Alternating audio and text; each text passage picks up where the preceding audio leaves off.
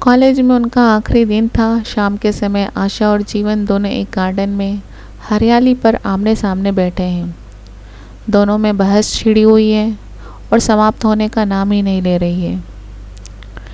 जीवन ने गुस्से में कहा, तुम्हें मेरी कोई परवाह नहीं है, मैं तुम्हारे बिना नहीं रह सकता।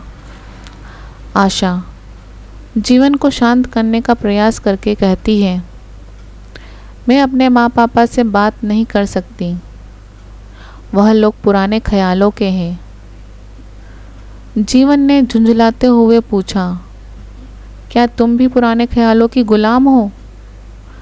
आशा, मैं पुराने ख्यालों की गुलाम नहीं हूँ, लेकिन मैं माँ पापा की इच्छा मेरे लिए सब चीज़ों से अधिक है।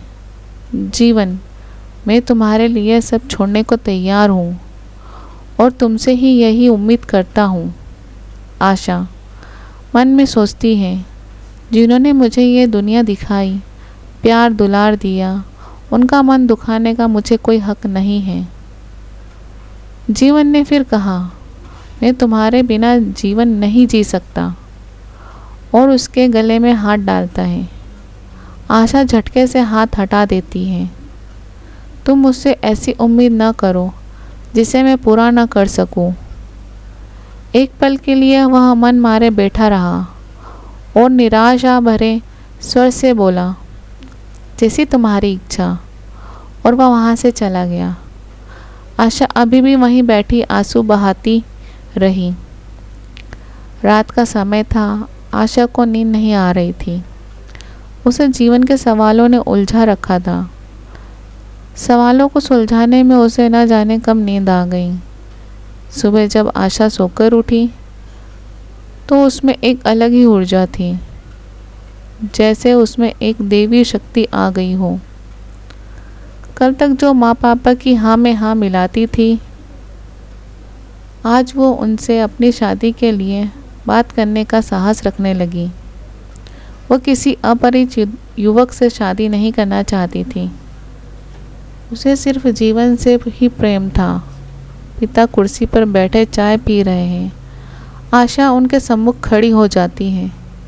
पिता आशा को सम्मुख खड़ा देख पूछते हैं, तुम्हें कुछ कहना है? आशा कपकपाते होठ से कहती है, जी पिताजी। पिता, हाँ बोलो।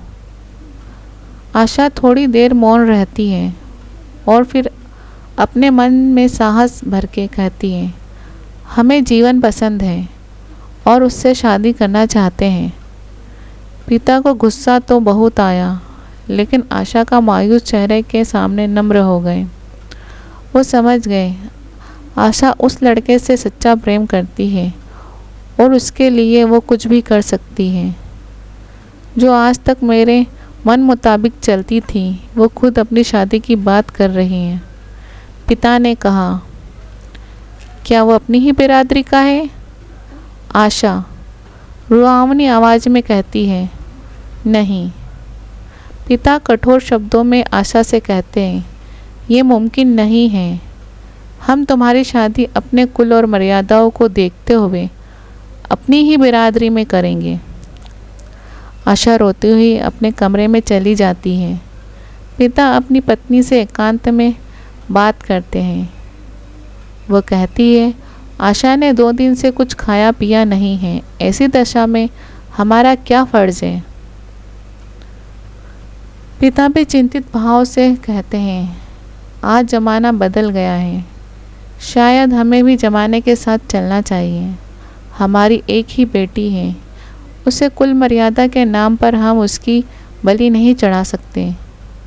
आज भी सैकड़ों विवाह ऊंच नीच के बंधनों को तोड़कर हो रहे हैं। अगर प्रेम विवाह ही स्त्री और पुरुष का सुखमय जीवन है, तो हम आशा की उपेक्षा नहीं कर सकते। माँ क्रोध में कहती है, तुम्हें भले ही फर्क नहीं पड़ता हो, लेकिन मैं हरगिज़ नहीं चाहूँगी कि आशा की शादी किसी और जात में हो। मोहल्ले और रिश्तेदार क्या कहेंगे? पिता, अगर आशा ने कोई गलत कदम उठा लिया और उसके भागकर शादी कर ली तो तब तुम क्या करोगी? और थू थू हो जाएगी, किसी को मुंह दिखाने लायक भी नहीं रहेंगे। माँ ये बात तो सोची ही नहीं थी और थोड़ी नम्र हो जाती है। आप जैसा ठीक समझो। जीवन के पिता एक सफल बिजनेसमैन हैं और घमंडी भी।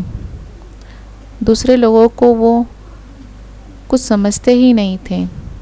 गरीब लोगों से उन्हें सख्त चिढ़ थी। दौलत और सफलता का घमंड में वे सातवें आसमान पर रहते थे। जब एक दिन आशा के पिता उनके घर आशा और जीवन के विवाह का प्रस्ताव लेकर उनके घर पहुंचे, जीवन के पिता ने उनके कपड़े और जूतों को देख उनकी हैसियत को भांप लिया और अपने आपे में न रह सके। जोर से चिल्लाकर बोले, तुम भांग तो नहीं खाकर आए हो? तुम अपनी औकात और हमारी हैसियत तो देख लेते। आशा के पिता ने नम्र भाव से कहा, मैं खुद ऐसे संबंध को पसंद नहीं करता। इस विषय में मेरे भी वही विचार हैं जो आपके हैं, पर बात ऐसी आन पड़ी है कि मुझे विवश होकर आपके सम्मुख आना ही पड़ा। मुझे भय है कि कहीं ये दोनों निराश होकर अपनी जान पर न खेल जाए। जीवन के पिता गरज उठे और कहा, यह रिश्ता असंभव है। अगर तुम्हारी लड़की इस दुनिया की आखिरी लड़की भी हुई तब भी यह विवाह नहीं हो सकेगा। आशा के पिता कब तक अपमान सहते? वह मायूसी साथ लिए घर लौट आए। जीवन थोड़ी देर बाद जब घर आता है तो उसके पिता उससे कठोर कंठ से कहते हैं, मैंने सुना है तुम किसी से प्रेम करते हो और उससे शादी करना चाहते हो। क्या ये सच है? जीवन ने अनजान बनकर पूछा, आपसे किसने कहा? पिता, किसी ने भी कहा हो, पर यह बात कहाँ तक सच है मैं ये तुम्हारे मुंह से सुनना चाहता हूँ। और अगर ये बात सही है तो तुमने अपनी मर्यादा को डुबोना निश्चय कर लिया है, तो तुम्हारे लिए हमारे घर में कोई स्थान नहीं है। तुम्हें मेरी कमाई की एक फूटी कौड़ी भी नहीं मिलेगी। मेरे पास जो कुछ भी है वह मेरी अपनी कमाई है।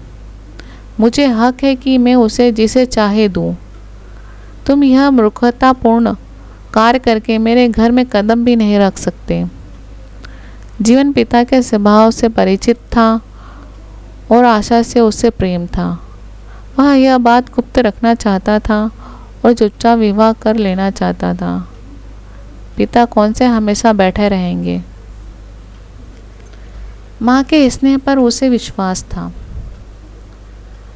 थोड़ी देर पहले वह उस प्रेम की तरंग में वह सारे कष्टों को झेलने के लिए तैयार मालूम होता था, लेकिन पिता के इतने कठोर शब्दों ने उसे कायर बना दिया।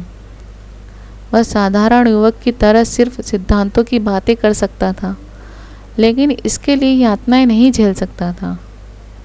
पिता के सामने जीवन की हालत जैसे रेत का पहाड़ पानी की लहरों में जैसे बिखर जाता है, वैसा बिखर गया। जीवन दबी आवाज़ में कहता है, आपने जिनसे ये बात सुनी है बिल्कुल झूठ है। पिता का मन थोड़ा शांत होता है और वो वहाँ से चले जाते हैं। दूसरे दिन आशा और जीवन उसी पार्क में मिलते हैं जहाँ वो पहले मिला करते थे। आशा कहती है, तुम्हारे पिता ने मेरे पिता का अपमान किया है और शायद उन्होंने तुमसे भी कठोर शब्द कहे होंगे। ऐसी दशा में मैं तुम्हारा जवाब सुनने के लिए आतुर हूँ। तुम्हारे साथ हर तरह का कष्ट झेलने के लिए तैयार हूँ। मुझे तुम्हारे पिताजी की संपत्ति का मोह नहीं है। मैं केवल तुम्हारा प्रेम चाहती हूँ, उसी में प्रसन्न रहूँगी। जीवन, मैं बड़े संकट में हूँ, तुम्हें क्या जवाब दूँ। मैंने इस समस्या पर खूब ठंडे दिल से विचार किया है और इस नतीजे पर पहुंचा हूँ कि मैं पिता की आज्ञा के विरुद्ध नहीं जा सकता। मुझे स्वार्थी मत समझना, लेकिन मेरे सामने जो बाधाएं हैं उन पर विजय पाने की शक्ति मुझ में नहीं है। पुरानी बातों को भूल जाओ। उस समय मैंने इन बाधाओं की कल्पना नहीं की थी। जीवन इस तरह जंग शुरू होने से पहले ही भाग जाएगा, आशा ने सोचा न था। जो कल तक बड़ी बड़ी बातें करता था वह एक कागज़ का शेर निकला जो पहले ही बारिश में गल गया। इसका मतलब जो प्यार में उसने वादे करें वो भी सब बेबुनियादी हैं। जीवन को सिर्फ हवा में महल बनाना आता है, व्यवहारिकता में वो बिल्कुल शून्य है। आशा के क्रोध का बांध टूट गया और उसने जीवन को एक जोर का थप्पड़ दे मारा और कहा, अच्छा हुआ हमारी शादी नहीं हुई। मैं एक कायर के साथ अपना जीवन नहीं बिता सकती। और वह वहाँ से चली गई। जीवन उसे देखता ही रह गया। अगर आपको ये कहानी अच्छी लगी है तो प्लीज़ लाइक करें। आगे और भी मज़ेदार कहानियाँ सुनने के लिए चैनल को सब्सक्राइब करें।